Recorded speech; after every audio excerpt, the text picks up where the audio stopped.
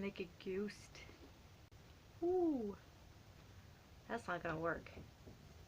Hey everybody, it's Monday, January 21st, and I'm about to go to bed. Normally I would check in with you guys before I reach this stage in the evening, but a lot of things happened.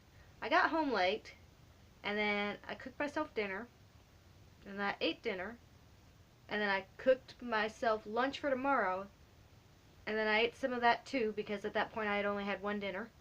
And then I began to assess the fact that I had somehow dirtied every dish in my kitchen by preparing 2 meals. And so then I proceeded to wash all of those dishes. And then I realized it was 9 o'clock at night, and I hadn't checked in yet. And so I picked up my phone to do a check-in, and I was at 1% battery life.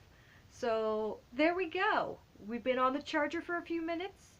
I've finished all of my chores, and I'm ready to lay down and read until it's time for me to drift off into happy dreamland.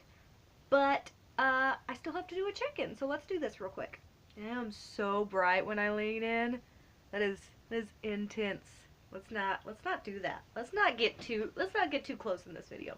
So I'm continuing to work my way through the Book of Joy, and this is a nonfiction. And it's basically just a summary of a week-long that's what 2 dinners will get you. And this is really just a summary of a week-long conversation between the Dalai Lama and Archbishop Tutu about joy and what it is. So I'm kind of in the portion that's more specific, like it deals with specific issues that might keep you from joy, things like anger or grief or envy. But overall, I'm just really enjoying my time with this book. And the 2 voices that are heard in it, really 3 voices, because Douglas Abrams, who conducted all the interviews, does a lot of research and puts a lot of his own voice in it as well, and all of them are just so inspiring to me. And it's also really actively inspiring me to learn more, not only about these individuals, but about world leaders in general. I mean, it's Martin Luther King Jr. Day.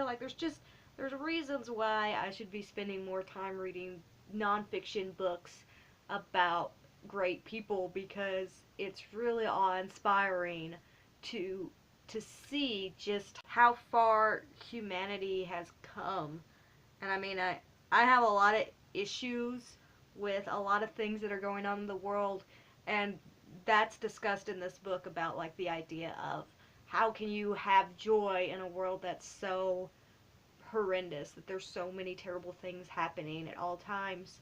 And on reflection of what this book offers, the more you think about it, the more you understand just how much we've progressed just from a couple hundred years ago. How different is the world, and how much more accepting is the world in just that short amount of time. And it kind of makes you feel joyful, which I guess is the point of this book.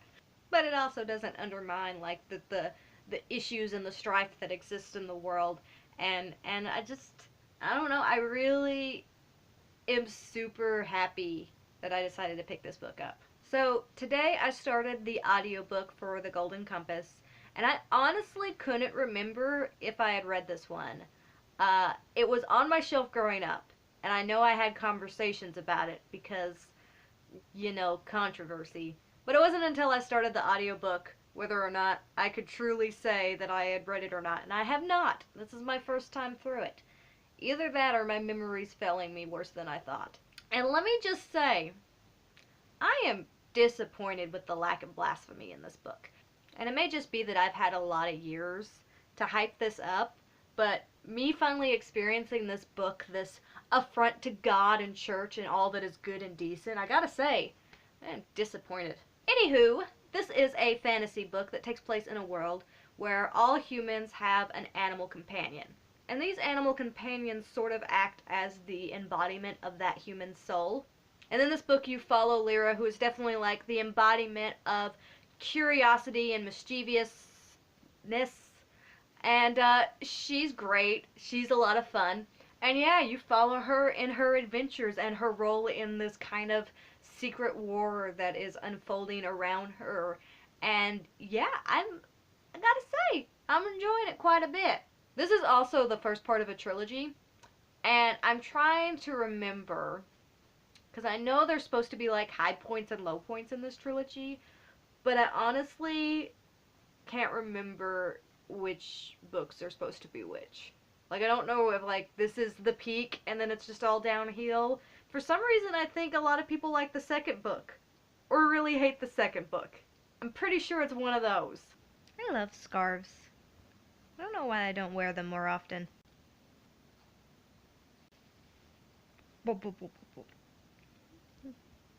Probably because I can't help myself from doing stuff like this.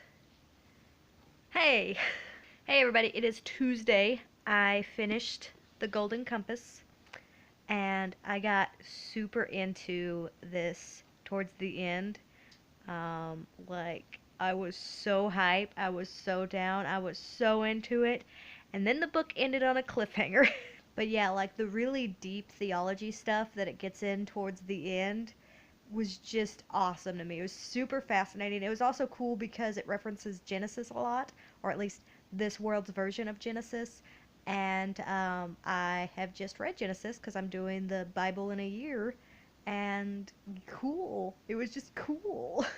Also, side note on this book, last night when I was talking about the main character, I called her Lyra, and yeah, the audiobook definitely refers to her as Lyra, so I'm not sure where Lyra came from, but Lyra is her name, so that was my bad. I also started, and I'm almost done, with the audiobook for And Then There Were None by Agatha Christie, and this is my first Agatha Christie, so last week I did my first Jane Austen, and this week I've done my first Agatha Christie, and yeah, I can't say enough about this book.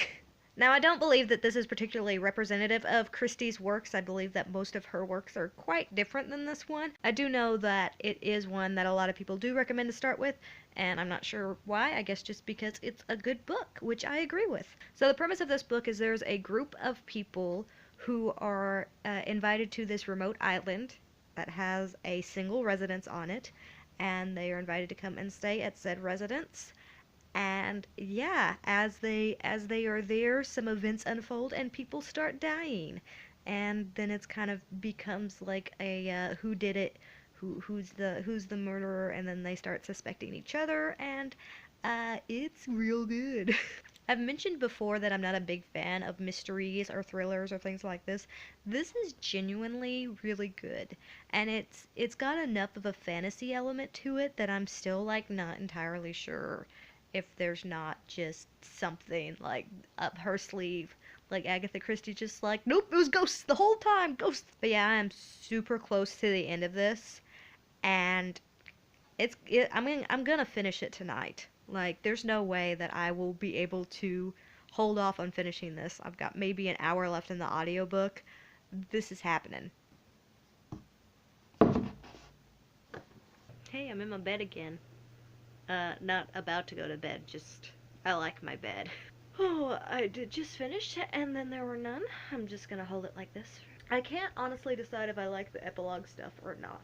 Like, I almost like the ambiguous nature of the regular conclusion to the story, but there were parts of the epilogue that was riveting, and I don't know where I land on the epilogue.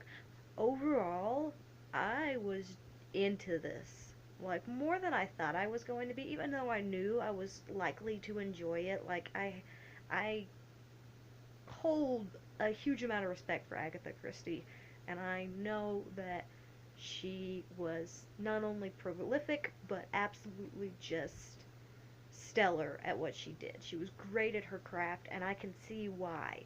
However, this is just not a genre that I go for ever. And so the fact that I enjoyed this one as much as I did was kind of shocking, honestly. So, yeah, I was surprised by that, and I need to read more Agatha Christie.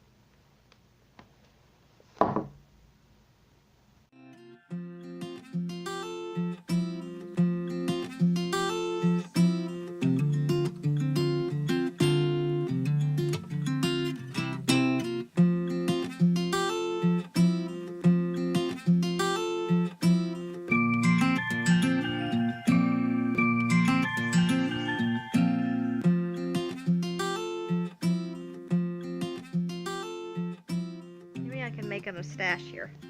See here. I must ask you a question. Hey everybody, it is Wednesday. I believe that's the Gaelic pronunciation. Hi. So I started the audiobook for Hood by Stephen R. Lawhead, and this is a Robin Hood retelling, as you probably had guessed. But this is set in Wales in the 11th century, I believe. It's during the Norman invasion of Wales. And honestly, not super into this book. I'm just not super into the writing style. It's like weirdly like lyrical, but not really. Like it tries to be fancier than it is, and it kind of comes off a little heavy-handed in my mind. I'm not super keen on it, and it just may be a stylistic thing for me, and other people may adore it. I don't know. But I ultimately am just I'm just working my way through it and not feeling really invested, not feeling really super motivated to get to the end. I don't think I'm going to read beyond this one. It's the first in a trilogy, so it'd have to have a stellar ending. But so far it's been very much like an origin story of the Robin Hood figure. And stuff's happened, but it's not like anything excessively awesome. What are you doing, kitty? You're messing up my video. Quit messing up my video. Also, don't bite me. Please don't bite me. Okay, you're just licking me. That's fine. So let me put it to you this way. There's an entire chapter in this book that is just him making a bow. And it's detailed, and it might be super interesting if I was looking up bow crafting. That was a cattail. But in a novel that I pick up because I'm super interested in the Robin Hood story and I want to see another take on it, I feel like that's a little, like, excessive. Like, I don't need that much detail. And I like some of the stuff that's happening on the opposing side. I think there's some really interesting and well thought out bits on that side. But I just feel like overall this book is taking too much time to get to the story. Another one that kind of feels like it's dragging on too long, which is really sad to me because when I started it, I loved it. But like the center section just seems kind of redundant to me. Like I feel like a lot of stuff was established in the first 100 pages or so and is great, and I fully got all that I needed out of this book in those 100 pages, and then after that I feel like it's just repeated information. And that's probably just a me thing. I mean, I feel like in general when you're talking about something that could be categorized as a self-help book, which I feel like this could be, you're gonna have different people get more out of different sections of the book. And so, like, for some people, the middle section may be the best section. It may be what they needed to reaffirm all of the stuff that they weren't sure about in the first section. But I felt like I read the first section, I was like, yes, this is great, I'm down. And then I just kind of kept reading the same things over and over. And I wasn't feeling like I was getting anything more out of it. I have about 50 pages left in this. I'm kind of hoping that I can finish it tonight, but I may not film anything else because my phone's about to die. And, yeah, I think I'm about to, like, just go and lay down in my bed and read this until I fall asleep. So, may get this one done tonight, but I'll definitely have it done soon. And, yeah, I'm excited to, announce my next book. I've decided what the next book is that I'm going to read, and I'm so excited. Oh, hi, guys. It is Thursday, January 24th. We are so close to Friday. I'm super excited. And I finished 2 books since we spoke last, so good on me. I did finish the Book of Joy last night, and this is a hard one to, like, pin down because it kind of reads like a memoir at times. It kind of reads as like a self-help kind of guidance book at times. It's a little all over the place, but really it's just a documentation of an interview, so I guess it should be. But it is pretty darn good. It's not super religious, like it's not approached in a religious way. It's meant to be kind of like a secular text about joy and ways that the world can just become more joyful and compassionate and all the things that it needs to become. The Dalai Lama was a whole lot better about remembering the non-religious aspects of it than Desmond Tutu, which I guess should be expected. And also, I kind of feel like after reading this that I may be Buddhist. So there's that. Like, I just really like the Dalai Lama. Like, he's awesome. This is, however, another book that kind of punched me in the feels towards the end. there's a section where several exiled Tibetan children share like their stories, and it's it's oh wow. It was kind of eye-opening, like it's the out of the mouths of babes kind of thing, you know, it's just they they all approached it in a way because of the nature of the book itself being made, and the visit that they were getting not only from the Dalai Lama but the Archbishop. They they took it upon themselves to tell their stories and then express how they still found joy, like still had joy in their lives, that joy was still a part of their existence. And you know, if these kids who have been ripped away from their families and are hidden away have discovered ways to find joy in their lives and share those stories, then, you know, it's kind of like one of those awe-inspiring things that, you know, maybe we need to put a little bit more effort into finding joy in our lives. So yeah, this kind of goes all over the place for me. I mean, there's parts of it that I felt like are some of the most inspiring, just wonderful things that I've ever read. And then there's parts of it that I just feel like were a little unnecessary, redundant, and dragged on. But the benefits that I got from this book were astounding to me. I really feel like this is shows the progression of humanity in a way that makes me feel better about the state of the world and makes me want to continue to progress it and continue to improve the world. So yeah, that's my quick summary of that nonsense. But this is good, and it's one that I'm going to probably reference back to quite frequently because I think it's the kind of thing that I need to keep present in my mind. Not as good as Hood. Hood is not as good. So, here's the issue with this book. It is set up in a way that I should love it. It is a Robin Hood retelling. It is historical fiction. It pulls a lot from mythology. It is everything about it I should love. And I just don't. And I think it just boils down to I'm not keen on the writing style. It's slower paced than I think this story should be. Like, I feel like this story really could have been told in a much shorter book. There are parts of it that I really like. Like, I really like the ending. Like, the last section is awesome. And it works really well. And it progresses fast. And it's just cool and good and awesome. And it almost makes me want to pick up the second one. I just don't think I care enough. Just the good stuff in it is really good. Like, I really enjoyed certain aspects of this book, but it just takes so long to get to those parts. It also just had an issue where the writing didn't feel consistent to me, and that's not just a me thing, because I read a couple of other reviews to just see if I was just missing something, if it was like written stylistically in a way that wasn't making sense to me, and a lot of people who have reviewed it said that the writing felt like it didn't match up throughout the entire book. Like, sometimes it was super flowery and it was just weird and kind of stilted at times. It just didn't really flow right for me. So, unfortunate, because I was really hyped when I started like digging into what this book was about. I liked a lot of the concepts. I thought it was cool, and I started reading it and I wasn't into it at all. Like, the first part's alright, the ending's really good, and there's a few sections throughout, but it just takes forever to get to any of it.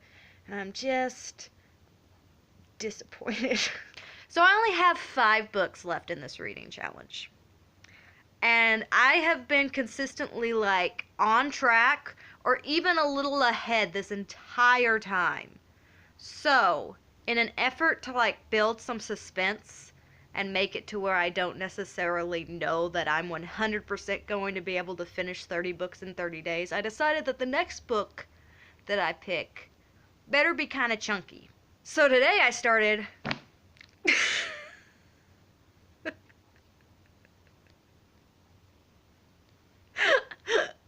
seriously injured my shoulder there. That hurt. The Mists of Avalon by Marion Zimmer Bradley. God. Oh, I am listening to the audiobook. It's a 50-hour long audiobook. I'm listening at double speed, so it's a 25-hour audiobook. That makes it better, I guess. But it's so good. Like, I was picking up this book, I was like, this will be a challenge. This is a hefty book. This will take me some time to get through. It may be another The Dragon Reborn situation where I'm just like, okay, well, this will be a book that will allow me to slow my pace down a little bit. I am so into this book, guys. I don't know if it's going, like, I don't know if I'm going to be able to stop reading it. Like, I'm just going to have to play the audiobook non-stop until it's over because I am so into this. So this is the reimagining of the Arthurian legend told from the perspective of all of the ladies, and it is so good. Like, I'm not incredibly far. Where am I? Let's figure this out together. I'm on page 97. So that's how much I have listened to on the audiobook. So I got a ways to go yet. But I'm so down for this. And I'm so excited. This is one of those books that's been sitting on my shelf for a while. I'm just like, I'll get to that eventually. And then I bought the audiobook from Audible, and I was like, I'll get to that eventually. And then finally I was just like, this is the one. This is the one that's going to up the stakes to make it not a certainty that I'm going to finish 30 books in 30 days. I have to do something to up the stakes. And this one, this is it. And I am so just enthralled.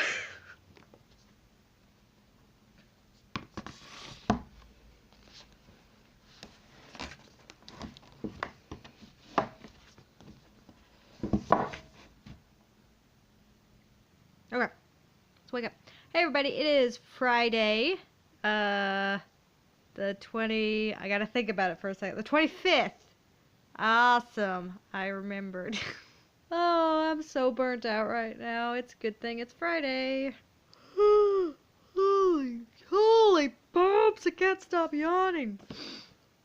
Alright, so, this adventure here that I'm going on, is going pretty well. I'm that far in. It's like 320 some pages in. And yeah, I still got a ways to go. But this is great. Like, I'm really, really enjoying it. It focuses a lot on religion and just like female roles, obviously, because it's from all the females' perspective. And I'm really liking the different take on it. I think that's my favorite part about Arthurian legend in general, is that it's so rich in what it offers. Like, not only does it have a great cast of characters, but there's so many ways that you can spin it to where it can be more about political intrigue, or it can be more about, like, you know, magic and sorcery. It could be about romance. I mean, there's lots of different ways you can spin it. And I just love reading all of these different retellings and reimaginings of this.